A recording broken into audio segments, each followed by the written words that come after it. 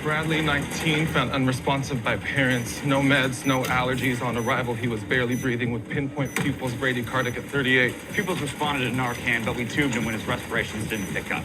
So just to recap, this is a 19-year-old male found unresponsive in bed by his parents. So when EMS got there, his heart rate was 38. He was barely breathing. His pupils were constricted, so the pupils were small. And we can see that with a few things, but an opiate toxidrome is one of those, and we'll talk about that a little bit later. And so they gave Narcan here, which is a potentially life-saving, reversible medication for some of these things, but it depends on if it's given early enough, if it's caught, and sometimes, depending on the situation, if we give enough of it. So here, when he didn't have a response to Narcan, they went ahead and intubated him, and then he'll be put on a ventilator. Any drugs or alcohol on the scene? No. Signs of trauma? Nothing. So these are absolutely great questions she's asking. Any drugs, any alcohol, any signs of trauma? Now, this clinical presentation would suggest some kind of possible opiate toxidrome, rather as heroin or fentanyl or some other opiate. But asking what is around the patient is going to help us out. So empty bottles, maybe the family states what he did earlier that day. Maybe EMS finds 2 or 3 bottles around him or on the counter, something like that, just to help us out. So the more that you don't know, the more you need to ask. Okay, open your eyes, Nick. On 3. 1, 2, 3. So I just had to pause here. It seems like in a lot of these medical dramas, when a patient comes in via EMS and they're transferred to the bed, this is aggressive. Watch this a few times. This is mad aggressive. And so in this case, they need to be slid over. And sometimes, given the clinical presentation, you actually need to be careful of the spine as well. And so in reality, you want to keep it the same height. If you watch this, the EMS cot is considerably higher than the patient's bed. So we want to put them around the same height, and you shouldn't have a noise when transferring this patient. It should be a nice, smooth transfer. Where was he found? In bed by his mom. I really had to stop at this point. For my respiratory therapy friends, I really haven't heard you guys mention at all going into the second episode. Maybe it happens a little bit later, I don't know, but we wouldn't function without you. The ER would not function without you. We love you. And so I just wanted to, pause here for a minute in case, depending on what we see a little bit later. So again, you guys are awesome. We love you. Pupils are 6 millimeters, non-reactive. Heart rate 64, BP is cycling. No response to pain, GCS 3. Here the patient's clinical presentation changed. So in the field, if you remember, the pupils were constricted. Now the pupils are dilated and they're unreactive. And we're told that a GCS is now 3. Now, GCS is a Glasgow Coma Scale score. This is a way to objectively describe the extent of impaired consciousness in medical patients and trauma patients. And this score is going to range between 3 at the lowest end to 15 at the highest. A score of 3 is the lowest, and it's also a very poor prognosis. Does that fit any toxidrome? No. If it was just opiates with Narcan, he'd be breathing on his own. So here the attending asked the resident, does it fit an opiate toxidrome? And she stated no. So yes and no. On EMS arrival, the patient's clinical presentation, the physical exam fit an opiate toxidrome. Now the patient doesn't fit that opiate toxidrome because the pupils are dilated and there was no response to Narcan. But again, remember, when we're administering Narcan, the earlier we give that, the better. And so in this case, the patient was down for so long that the damage has essentially already been done, which is why Narcan, did nothing on this patient. Granted, it seems like they only gave Narcan 1 time, but I would argue even if they gave it 2 or 3 times, which can be pretty normal, likely wouldn't have had an effect in this case because the patient has been down for so long. Beta blockers shouldn't give pinpoint pupils. So certain drugs and medications will have a toxidrome. For example, take cocaine. So it follows a sympathomimetic toxidrome. So temp is typically going to be normal to increase. Your respiratory rate can be variable. Typically the heart rate and the blood pressure is increased. The pupils are dilated. The patient can also be agitated, diaphoretic. Now, quite a few toxidromes exist, like anticholinergic toxidrome, cholinergic, sympathomimetic, sympatholytic, sedative, hypnotic, opiate, etc., just to list a few. Maybe parents had some prescription meds in their bathroom. They're on their way. 5 minutes. Trauma tier 1, ETA 5 minutes. That's a stand-up scooter rider versus car door. This happens all the time. In this case, they're told about an incoming patient, that's a high acuity patient, and you're in the middle of this one. So in single provider, single ER coverage, this is pretty normal. You're managing multiple patients at the same time. So as a physician, you're aware of the entire department, who's in which bed, the highest acuity, because some of these, you're in one room, you're in the next one, and you're just going to keep alternating back and forth so that you can try to save all of these lives. No helmet. No blood in the belly, no pericardial effusion. So the residents here are doing an extensive workup, and I absolutely love this because the more that is unknown about a case, the more that you have to do. Now, the suspicion is already there, hey, this could be drugs, but at the same time, she is doing a detailed exam. So here she's actually doing a fast ultrasound because she's looking for any free fluid in the abdomen that would be suggestive of a trauma. And lungs are up. Here she states the lungs are up, and it took her, roughly 2 seconds to make that decision. And I think that's just editing that was done wrong, because what you're looking for when she says lungs are up is evidence for a pneumothorax. So what we look for is we're utilizing a linear transducer on the ultrasound, and we're putting it at the second intercostal space on both sides. And when we do that, we're looking for lung sliding. So we look on the left chest or the right chest, and we say, hey, absence of lung sliding, that could be suggestive of a pneumothorax. And realistically, that does take a few seconds, but to 100% rule out a pneumothorax, you're typically going to do it in 2 to 3 spots in the left lung and 2 or 3 spots on the right lung, as technically a bedside ultrasound with a linear transducer looking for lung sliding is more sensitive and specific for pneumothorax than an X-ray. But in practicality, all of these trauma beds have the ability to do a portable X-ray right then, right there. It's less than a minute. We're looking for anything large. So wasting time, looking at lung sliding on 6 parts of the lung is just not realistic. And I think X-ray is underutilized so far in this series, and particularly this episode. Hemo Q's good, 15. BP 84 over 58. Okay. What's your plan, Dr. Collins? Push dose epi, 0.1 milligram. So here's the push dose epi. This is what we like in the ER. So this is also known as a bolus dose pressor. So push dose pressors are used for temporary blood pressure and cardiac output control while you're setting up for definitive vasopressors to start, like an epinephrine drip. Now she states here to give 0.1 milligrams of epinephrine. So that is the correct dose. So let's talk about that a little bit. So epinephrine has both alpha and beta receptor effects. So it's classified as an ionotropic vasopressor. You do not give the cardiac arrest dose of epinephrine, which is 1 milligram to patients with a pulse, which is why she stated 0.1 milligrams. Now, in this case, the patient is 84 over 58. The MAP is actually 67, so mean arterial pressure is 67. Although this blood pressure seems low, this is actually a normal MAP. And so here, the patient is actually perfusing appropriately. Now, blood pressure may seem low, but again, that MAP is above 65. So here I would not give a push dose epi because the MAP is above 65. How about we start with IV fluids? We recheck the blood pressure. The typical scenario for a push dose pressor is for a crashing patient. 60 over 40, they're unresponsive. The MAP is less than 65. So I think whoever did this script made the blood pressure, if they made it lower, like 60 over 40, that would be realistic to do a push dose pressor. I'd be like, oh man, this is a terrific scene. They used the push dose pressor correctly. At this point, your MAP is still above 65. You'll actually start with IV fluids, not a push dose pressor. So some ERs have Levophed and epinephrine drips ready to go. Some have to be approved by pharmacy before use. So sometimes it can take a little bit to start these, which is why push dose epi can be used in this case. And there are a few others that can be used as well. So plenty of options exist, including one of the ERs I work at that actually has pre-filled push doses of phenylephrine ready to go. So in this case, again, I would not have pushed a push dose epi purely based on a MAP greater than 65, but starting with IV fluids. Foley for urine, stabilize for CT, and throw a wide net. So as ER physicians, when we're seeing patients after a possible accidental or intentional drug overdose, or the patient's just found down and there's no history, in our heads, we're immediately going through all the patient's physical exam findings to see if it fits a particular toxidrome to help narrow down what the patient took. And sometimes it can be tough because the patient overdosed on quite a few medications that all have their own different effects on heart rate, blood pressure, temp, mental status. And so now you're a detective trying to figure out, the ones that have the most cardiovascular, neurologic effects and compromise, and trying to reverse some of these that you can versus supportive care for others. Systolic back down to 90. Another 0.1 of epi. So here she says the blood pressure is now down to 90 systolic. So looking at this, I think it's more of just where the editors kind of made the cut, because again, it's down to 90. So it was actually higher than this before. Were any fluids given?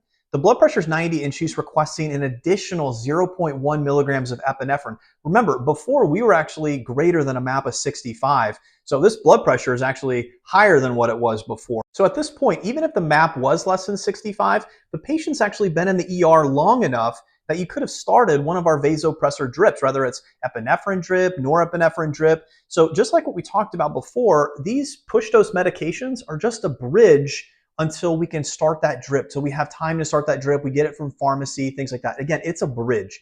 And so this is not something that you just keep pushing over and over and over again. So maybe there's a hospital-wide shortage, and that's why she keeps pushing the medication. So I'm going to give the editors the benefit of the doubt, the hospital the benefit of the doubt, just because of this particular episode. Maybe there's just a hospital-wide shortage of the drips, and that's why she keeps pushing this medication. Samira, escort him to CT. Take the drug box with you.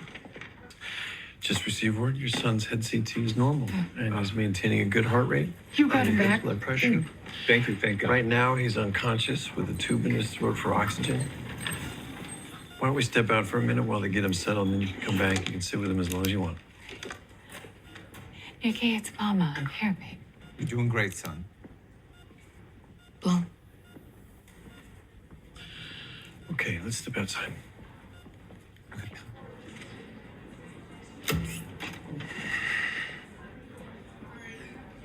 So, we don't know how long he was at home without breathing. He's breathing now. Not on his own. But he's gonna wake up. We certainly hope so. We're gonna know better after we get some more test results back. Are you sure that he didn't take anything that could have caused this? No, he's a good kid. He's in college. He has a part-time job. He even chose to live at home so he can focus on school. Dr. Robbie from the urine. What's that? It's a drug test, and it is positive for fentanyl. So I see a lot of street drugs in the ER, and they're often laced with other medications. I do see a lot of fentanyl overdoses and heroin overdoses, and these can range from younger patients to older patients. It can be a toddler getting into methadone, that the parents kind of left around, IV drug user that's injecting fentanyl, into his neck or between his toes. It can be as simple as a patient taking too many, Norco tablets or Norco prescription, and the list goes on and on. No, that is impossible. Nick doesn't do drugs. There are a lot of pills that are sold illegally that have fentanyl, not just painkillers. Xanax, Ativan. No, not our son. Well, maybe he didn't know that he took something with fentanyl. I don't know. The hows and the whys don't really matter. What matters is spending time with Nick. We've got some more tests to run. We'll know our options after that. But in the meantime, why don't you take a seat, talk to him? Can he hear us? We're never really sure, so you should just assume that he can. And we'll come find you as soon as we know more, okay? I think that sometimes even if the patient is unresponsive, having the family bedside to really be a part of everything, I do think is very important. And depending on the situation, it can also help with coping as well. So in this case, having the attending just kind of encourage them just to be bedside, just to talk with them. I love this. I do this as well. And I think this is very important.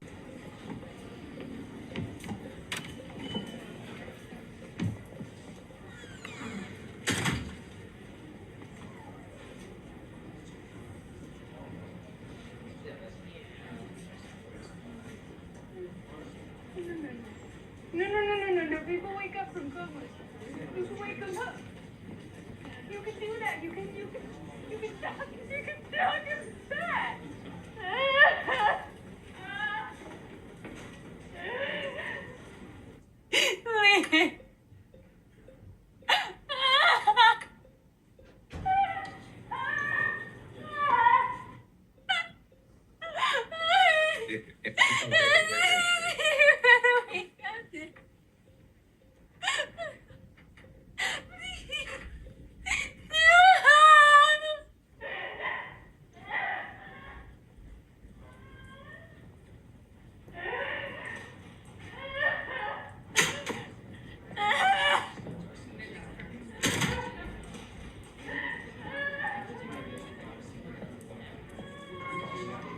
So in this scene, he's actually having a discussion with the family concerning the gravity of the situation, the likelihood that their son would never come off the ventilator. Now, showing this side of the ER is great for the writers. Sometimes in these situations, we'll either update the family in the same room or we have a special private room depending on the situation. So I've actually had to have this talk dozens of times, and this will never get any easier. The family's actually asking you, hey doc, what are the chances of recovery? And you're thinking to yourself, this is a patient that was found unresponsive, unknown downtime, has fixed and dilated pupils, remains unresponsive on the ventilator. You're thinking to yourself, they're not going to make a recovery after this. And you're trying to answer that for that family. Again, that is very difficult and it will never be easy. So hearing the screams from family members and seeing the individual expressions or reactions from rooms that are nearby is pretty spot on. I've been in rooms before talking to a patient about something obviously completely unrelated, rather it's a chest pain they came in with or stomach pain. And one of my colleagues was in a room where someone was just pronounced they had a cardiac arrest, and you hear those screams and then you see the facial expression on the patient in front of you. And that's just something that you don't forget about. For a split period of time, if that individual was there for something that was non-emergent, let's say it was a cough for 8 months, they had the day off and they wanted seen, they hear that loved one scream. I think for a moment they start questioning, hey, maybe what I have isn't quite an emergency. And there's a reason why it took my doctor a little bit longer to get into my room, because he was trying to treat somebody else that was actively dying. Everything? Yeah, I think so.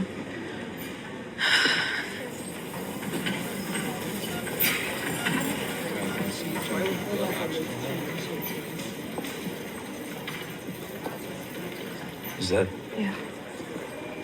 Let's go, sweetheart. Wait, Mr. Bradley? I just wanted to apologize for the way I spoke to you. Please, wait, please. No excuse. I was gonna ask a nurse to give you this, but it's my number and email. If I can ever be of any help in any way, please. I don't know who you are. Oh, I'm sorry. I'm Jenna.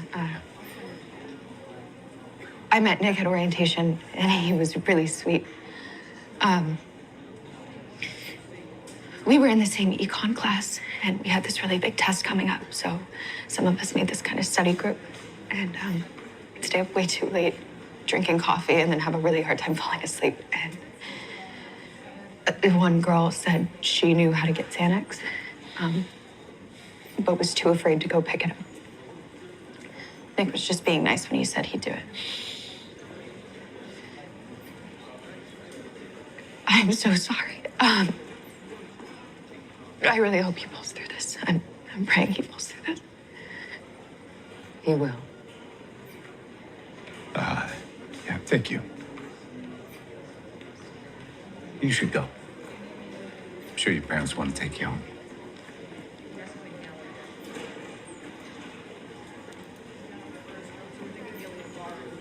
All right. So this was a very emotional scene. This was very realistic. The parents of Nick likely needed to hear this to provide some kind of closure to where the Xanax laced with fentanyl actually came from. Now, I've taken care of patients before, and it doesn't matter if it was a drug overdose or a motor vehicle crash. Let's say it's a car full of people that were doing heroin. They're all injecting heroin, some injecting heroin for the first time. But nobody in that car was able to call 911. They're all found unresponsive. They all come into the ER. And again, not all those patients may live. It has to do with how long they were down for, how much they injected, etc. So if you have, your ER team is trying to resuscitate them, and what you end up having is all of the family members of all these patients come in. And some of the family members may know each other. Other family members are seeing each other for the very first time. There can be arguments, there can be yelling. So you try to spread this out. And it works very similar with a car crash. You have, a hit and run or two cars hit each other. One passes away, one doesn't. And then you end up seeing both sets of family members in the trauma bay and they start arguing with each other. So this does happen. This is very realistic. Again, in this case, obviously there's not that argument and things like that, but they're still meeting for the very first time. Now, I basically have 3 rules that I tell patients. So anybody that's contemplating drugs right now, these are my 3 rules. Number 1, don't do drugs. Number 2, if you choose to do drugs and you skip number 1, make sure that you have a buddy with you, someone to call EMS when you go unresponsive. Someone to give you Narcan if you go unresponsive, someone to call 911, somebody that's there to potentially save your life. And number 3, if you choose to do drugs and you choose to have a buddy, make sure that buddy is also not using drugs. Nick Bradley cerebral perfusion studies back. No blood flow past the brainstem. Okay. Let me know when the transplant people from court arrive. Will do. Now, I've been following this case from the periphery only as the patient has just been in the ER too long, not in the ICU, and Dr. Robbie is doing all of these studies that we typically don't do in the ER in terms of brain death protocol and cerebral perfusion studies related to, the brain death protocol and everything else that entails. How long he is keeping this patient in the ER is just not realistic. My goal with these critiques is definitely the teaching and learning part of it, but it's pointing out what's realistic and what's not. The biggest thing with this case is that this patient should have already been in the ICU, or let's say there's no beds and they're a hold, right? Then they're being managed by the ICU or neuro, for example. Now, some hospitals, once the patient is admitted to the ICU, that team is going to help manage that patient as a hold. In others, I will say the ER staff is managing that patient. That is a whole separate lecture. I'm not going to get into that because that often happens as well. But in the case of this patient with a brain death protocol and cerebral perfusion studies, ER doctors don't normally do this, but it looks great for TV. Let's keep them in the ER for 6, 7, 8 hours. Let me order all these, tests. Now, this TV drama is a single attending ER, right? It means there's one attending for all of the patients, and you do have some residents. But again, don't get me started on that part with this level of acuity. The amount of cases so far in this series, realistically, is not one shift. One of the comments I got a while back, they said, are the amount of cases that you see so far in this TV series pretty realistic with real life? And the answer to that is simply no. Like, there's no question. Now, there's times when it's going to be more busy. If I'm doing a night shift, for example, and let's say there's a period of time that doesn't have an overlap, 4 to 5 hours, I'm the doc. With this level of acuity, we're at minimum probably going to have an advanced practice provider, right? This is a nurse practitioner or physician assistant. Again, they're not mentioned at all in this TV series. And with this size trauma center and with this size hospital, that part's just not realistic. We're typically going to have at a minimum either an attending in addition to an advanced practice provider, or we're going to have 2 attendings and even an advanced practice provider in addition to all the residents, right? That's the big thing with this. And so again, that question they asked me, is this pretty realistic in terms of how many cases that you see on a shift? And the answer is no. Again, that's maybe 2 to 3 shifts, maybe a third shift would be the equivalency of overall this one season. Again, there's days where it's going to be really bad. You're going to have multiple gunshots and stabbings and heart attacks and strokes all coming in, and it happens. But overall, season 1, I would probably have to say so far, this would probably be my third shift if we want to spread out everything. But again, it looks better to pack as much as we can in one shift and make it only one attending. But to be performing brain death protocols, perfusion studies, etc. in this setting is just not realistic. But again, we're going to see it all the time in TV medical dramas. Putting that aside, we learned that the transplant team is on the way to the hospital. So any ER doc that's watching right now, if you've kept an unresponsive, intubated patient greater than 6 hours in the ER, and the key thing is, and it's going to be all of these things, not one of these things. We've all had, ICU patients in the, patients that are mid ICU in the ER for 6 hours. If you've had that same patient, performed a cerebral perfusion scan, apnea test, not consulted a neurologist, not consulted a neurosurgeon or any other consult at all, I'd love for you to comment. I just don't know any ER doc that has done all of these things listed above. The key thing is all of those things for one patient.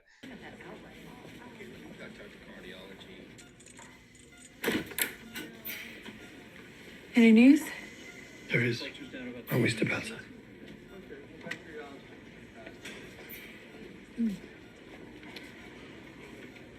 Let's go this way.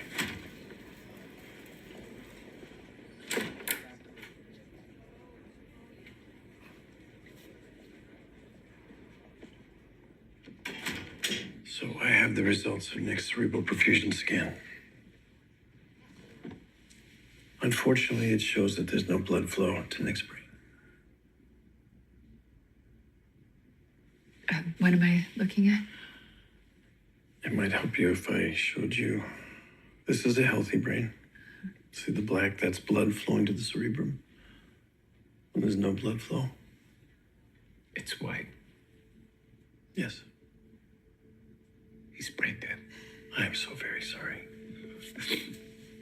I prayed. I had hope. We all did. So he's not coming back. No. The apnea test and now the perfusion scan prove that. What happens now? He's hooked up to all those machines. Take some time. Try to process this news. The family support specialist will come in very soon and help you through the next steps. Thank you.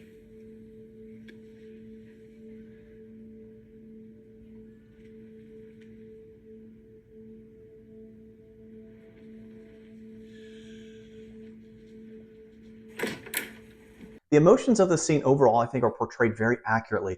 The hand on the hand was very good. Sharing news like this is important actually not to be standing. My recommendation is take a seat. You're either going to be at the same level as the family and the patient, if not a little bit lower. You're also showing compassion. So his handling of this entire case has been very impressive. Been very realistic. I love it. It's just all the testing that he's doing in the ER is what's not realistically done by an ER attending. So unless this hospital is just different and they normally do the brain death protocol in the ER, I don't know. But I think overall the reason that we're seeing this ER attending order all these things is because they're setting it up right for the honor walk that's going to happen a little bit later. Because if this patient was in the ICU, or if the ICU was really handling all of these orders and the ER doc was no longer involved in this, we kind of wouldn't have that same dynamic with that honor walk. And so I think that's why the producers and the editors really wanted the ER attending to order all these things, not consult anybody, to do it all himself. And it's because the honor walk that we're going to see later. So again, it's for TV appeal, but again, I'm trying to point out what's realistic and what's not. I'll reach out to a funeral director and get the paperwork started on arrangements. What's the name of your church? St. Mary's. Great. Thank you. Do you have any other questions?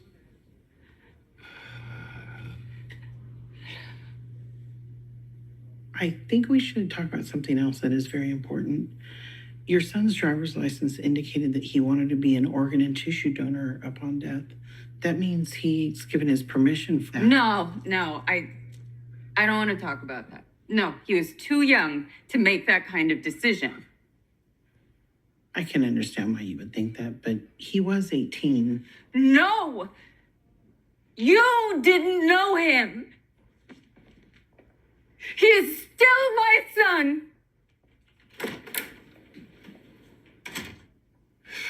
Sorry.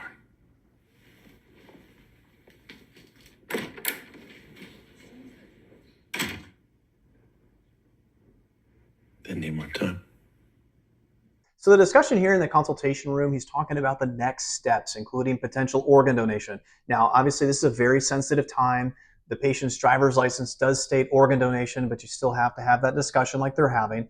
Now, I've been in these discussions before as a resident, never in the ER. This is done in the ICU typically, so that part of it's just not realistic. Again, as I mentioned earlier, any ER doc that has kept a patient, that's admitted to ICU, kept the patient in the ER for greater than 6 hours, did their own brain death protocol, apnea test, cerebral perfusion test, and didn't consult one specialist at all, like neurology.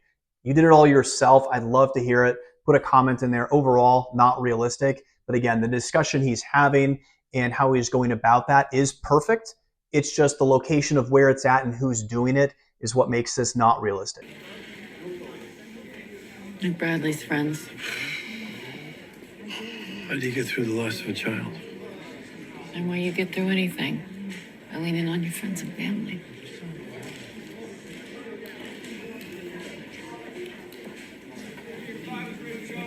How are they doing? Still working through it. I'll let you know when it's time to revisit the organ donation conversation. Okay.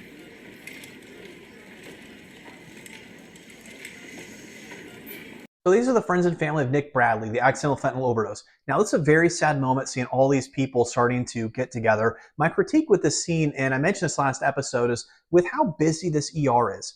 Having hallways lined up with family members and friends is not realistic.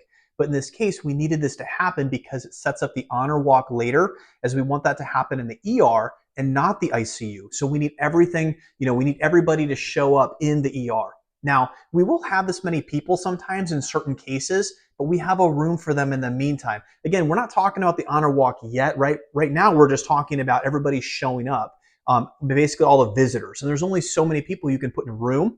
There's only so many people you can put in a hallway. Outside of that, we have meeting rooms for this, like consultation rooms and things like that. So in this case, they're staying in the hallways, they're walking around, patient care is going on in these hallways. This is just not practical. This is not realistic. We don't just have this many people and visitors wandering the hallways. If you had this happen in the ICU, we have larger meeting rooms and family rooms just for this reason. You can take turns, go in and see the patient, come back out. When it comes time for the honor walk, that's different. Now you line the hallways, right? That is really, that's a really good ceremony. We'll talk about that a little bit later. But overall, the scene is not realistic to see an ER this busy with friends and family lining the hallways where patients come by, beds are moving, EMS has to come through. One of the hallways, you can actually see people all lining up. And again, we haven't started the honor walk yet. They're just, kind of congregating here. EMS comes through and like, hey, we have to bring the cardiac arrest in. Can you guys move out of the side, right? You shouldn't have to do that. And so that's my critique with this. And so overall, just not realistic. Ready?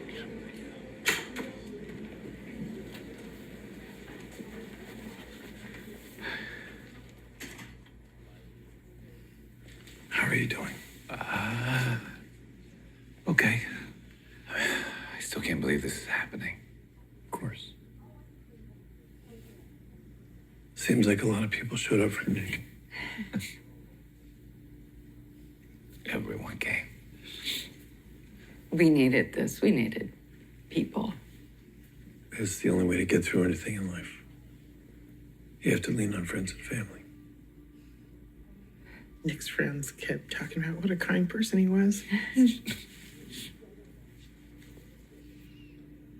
When he registered to be an organ and tissue donor, he made the decision to save 8 lives and improve hundreds more.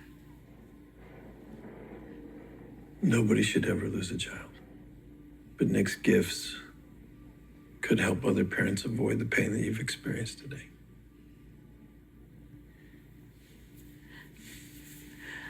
I just need a little more time. I'd like to talk to Father McGill. Okay. Sometimes we always don't get to hear the amazing stories behind organ donation and the lives that end up being saved. But I wanted to show a clip that was featured, it was a while ago in ABC News. You're going to meet Bill. His 20-year-old daughter, Abby, passed away in a drowning accident, and she donated her heart to save someone else that had an only estimated 8 days to live. After the transplant, he was able to listen to his daughter's heartbeat again for the very first time since she passed away. I can't imagine going through this myself, but this clip is powerful, and I hope you enjoy this as much as I did. Bill Connor is a father on a mission. He started in Madison, Wisconsin in May, and he's been riding his bike ever since. He's doing it to honor his late daughter, Abby, who he lost suddenly when she was 20 years old in a tragic drowning. In that moment, the family made a difficult choice. Abby's organs were donated. Abby loved everybody. If you were her friend, you were lucky. She loved to laugh, and she's a hugger. And that's one of the things that I've been doing along the ride. Her father setting off on a 2,000-mile journey to bring awareness to organ donation. Along the way, he has discovered the kindness of strangers, taking selfies with people who have given him so much. From the day that I've left to where I'm at today, the amount of people, strangers, that have gone out of their way to take me in, give me shelter, a meal, and a shower has just been unbelievable. But it was his stop 1,400 miles in, arriving in Baton Rouge, that left him speechless. This is Jack, 21 years old. He was given Abby's heart.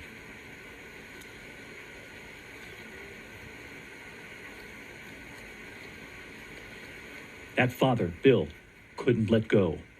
And Jack, grateful for his daughter's heart. And then Jack walks up to him, saying Happy Father's Day. Happy Father's Day. He gives Bill a stethoscope. He's about to hear his daughter's heart. There it goes. The beauty of that is that there were 2 fathers that were able to celebrate Father's Day because Jack's alive. And of course, I'm there and Abby's alive. she's alive. To me, she's alive inside of Jack. It's not about how many cars you have or homes you have or how much money. I mean, to give somebody life, if you're in a tragedy like this, you're able to give somebody an organ to help them live or live a better life. So my daughter just, again, set an example for me, and I've got to follow it, and that's what I'm trying to do. I'm sorry, Dr. Rabinovich. Yes, that is me. Father McGill, here to see John and Lily Bradley. Ah, yes. Thank you for coming. No problem. I will take you to the family room. What happened to two visitors a patient? It's the fentanyl overdose. It's gonna be an honor walk. He's an organ donor. I'll see you later. See you. Hey. Hi. How long have you been working here? 32 years. All in the ER? Yeah. Oh, man. How do you do it? I like taking care of everyone, especially the ones who fall through the cracks. They got nowhere else to go. Well, you deserve a medal. I'd settle for a raise. Not enough medals in the world can be given to our ER nursing staff, and all nurses for that matter, that come to work every single day to provide outstanding patient care.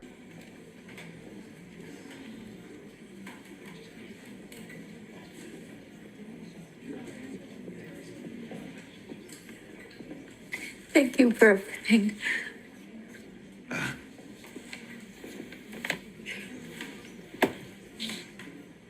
I wish I could do the surgery here. Surgical teams are flying in from all over the country to meet Nick at the Center for Organ Recovery. We have a car and driver waiting so John and Lily can follow right behind the ambulance. Thank you. So we won't be seeing you again? If it's all right, I think a lot of us here would like to attend Nick's funeral.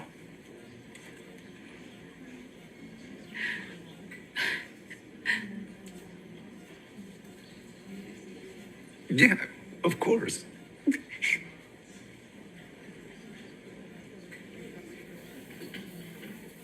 So I wanted to talk about the honor walk before it happens. Now, the last few critiques, the last few episodes, I spoke about how the honor walk normally does not happen in the emergency room. This happens on the floors, this happens in the ICU.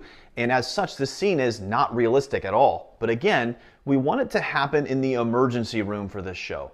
So again, this normally does not happen in the ER, it happens on the floors in the ICU. But let's talk about the honor walk, since in the TV medical drama, it's going to be happening in the ER. So for those not familiar with what an honor walk is, we're going to briefly talk about that. Every individual that has made the decision to donate is a hero. And that has made, they made the choice to both save and heal lives. Because of this, that individual deserves to be commended. It's a ceremony to be celebrated. They're to be honored. This brings us to the honor walk, a truly powerful gesture that shows the family of the donor that they're not alone, that everyone around them is grateful for the gift. In addition, it allows for the hospital staff as well to participate and to recognize the true heroism of this patient.